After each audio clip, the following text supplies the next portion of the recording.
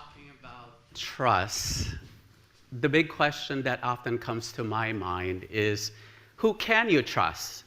If you can't even trust cats, are there any creatures anymore in this world that we could actually trust?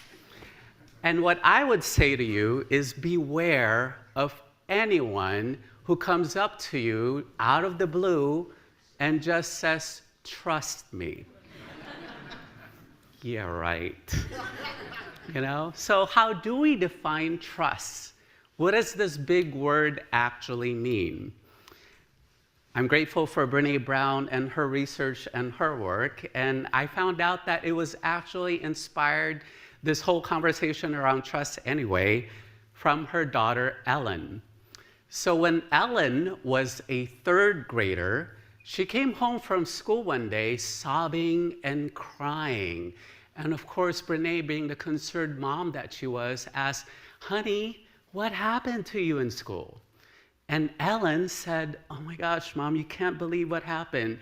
I was experiencing a hard moment, and I told my friends about this, and all they did was laugh and point fingers and call me names." Can you imagine the devastation that Ellen must have felt at that time to talk to her so-called friends about a difficult issue she was dealing with, only to be met with such scorn? And so when the teacher found out about this incident, the teacher took a marble out of the marble jar, one for each laugh and pointing fingers and name calling. You see, in every classroom at that school, they have a marble jar on the table. And whenever the kids would make right choices and smart choices and kind choices, there would be marbles placed in the jar. And when the jar gets full, like this one is almost full, then they use that as an opportunity to celebrate. Again, though, whenever this incident happened that was so crushing for Ellen, she told Brené Brown, she told her mom that, "You know what, Mom? I can never trust anybody else in my whole entire life again." And guess what Brené Brown's response was? She said, "Darn right, honey. I'm the only person you could ever trust and tell anything to in your whole entire life. In fact, I'm going to be there for you. Right when you graduate and go off to college, I'm going to rent an apartment with you and stay with you for the rest of your life," right? Yeah, some of you are going, "Gasp, oh my gosh, I hope that's not my parenting style." And instead of doing that, however, Brené Brown came to her senses and she said, "Oh yeah, no, that's not gonna happen. So what I'm gonna do instead is I'm gonna beat up those 9-year-olds. No, that's not really what she decided to do. But she did think to herself, I know the parents and I know the mamas of these 9-year-olds, right? So I'm gonna find out who did this to you, Ellen, and I'm gonna give them a talking to. She didn't quite do that either. So at the end of the day, I just found out and I read about this. I don't know how many of you ever read the article that helicopter parenting is not a thing anymore. Instead, what's preferred these days is what Brené Brown did, which is called lighthouse parenting.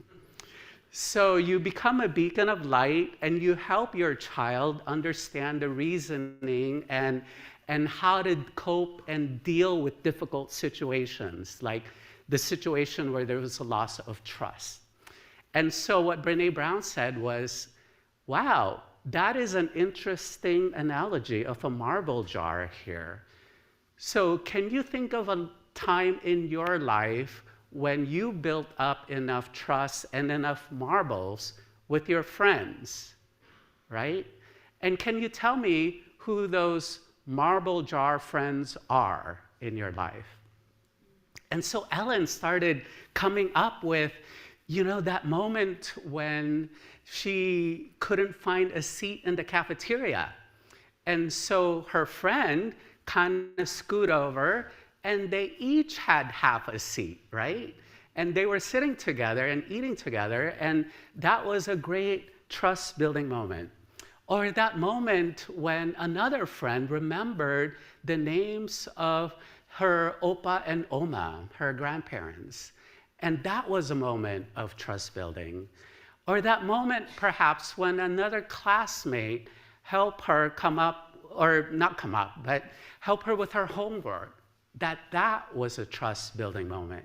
So in other words, trust, like these small marbles, come in opportunities that are not necessarily big moments, but they're tiny little moments of trust that one builds up over a period of time until the marble jar is full.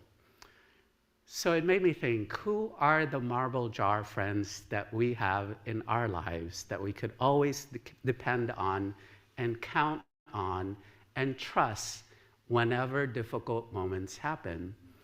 And you know what? This whole marble jar incident could be applied to a congregation as well, could it not?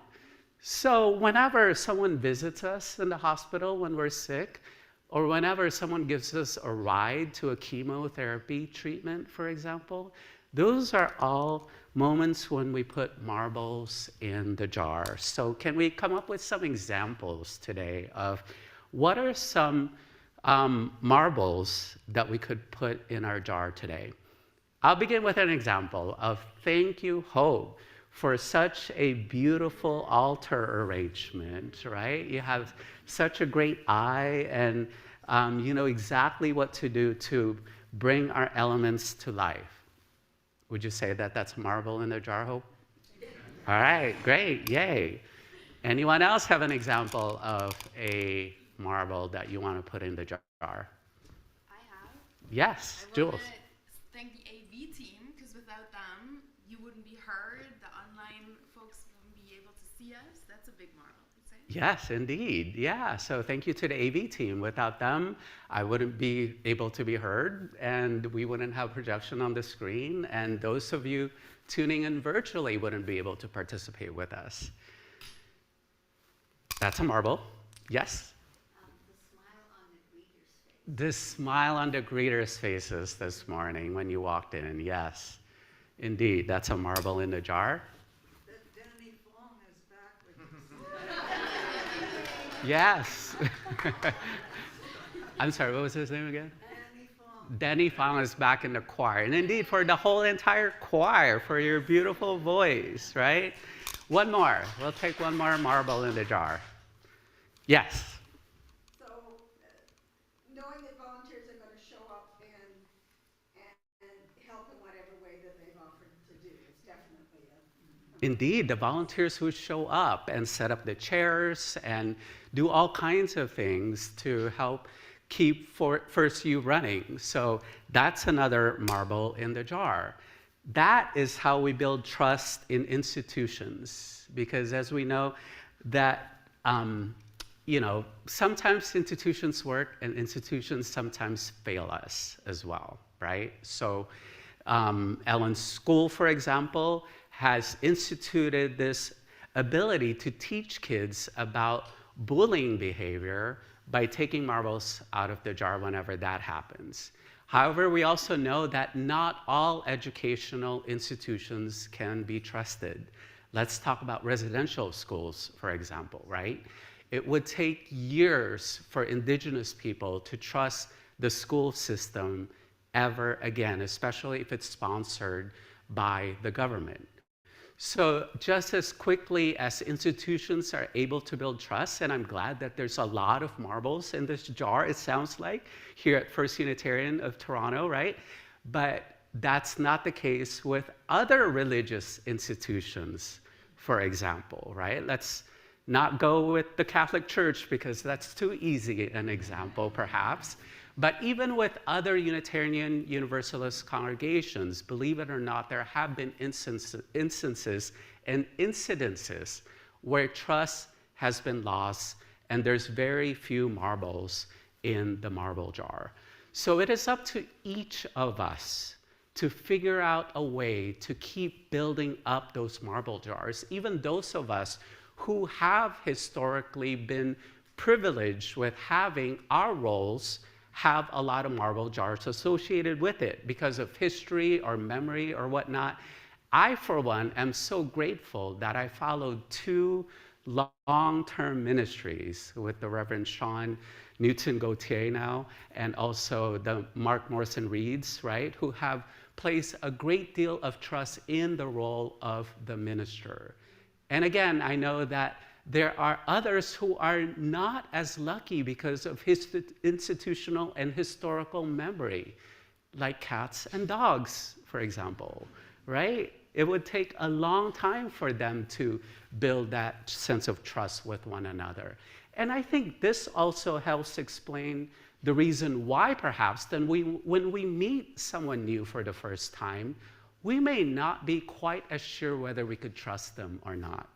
Because imagine, if you will, if this is what the marble jar looks like when you first meet someone, right? So it would take a long time and a period of time and many of these small moments and marble jars to help build up that jar. And just as quickly, whenever we do something that is not trustworthy, we lose those marbles as well. And this isn't the same as, me losing all my marbles. That's a different story altogether, right?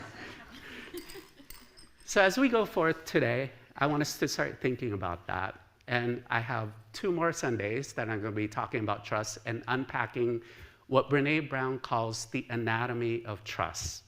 And what's brilliant about her, and it helps me remember what each of the letters in the acronym stands for, is she calls it braving trust. Right? That B stands for boundaries, R for reliability, A for accountability, V for vault, I for integrity, N for non-judgment, and G for generosity. So be sure to be back within the next 2 weeks online as we begin to unpack this further. And for now, let's just all remember, oh, by the way, I'm missing one of my key points here. That's what happens when you don't have your notes in front of you, right? And you're just preaching from memorization.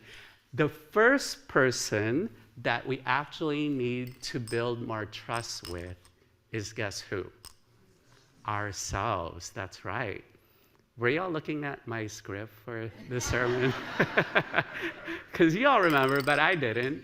And oftentimes, that's the hardest thing to do. Am I reliable? Can I keep good boundaries?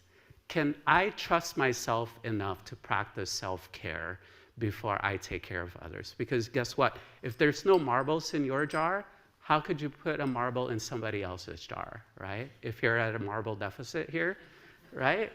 If you have an empty cup, how could you give it to someone else? So that's the first part of this process, is to figure out how to put enough marbles in your jar. All right, I think that's enough for me for now. Let's take a moment to sit with this for a little bit and think about areas that we could trust ourselves with. Am I reliable, dependable? Can I keep confidences? Can I be trusted to be kind to one another and to myself? Let's take a moment to reflect on those small moments that build up this big word we call trust.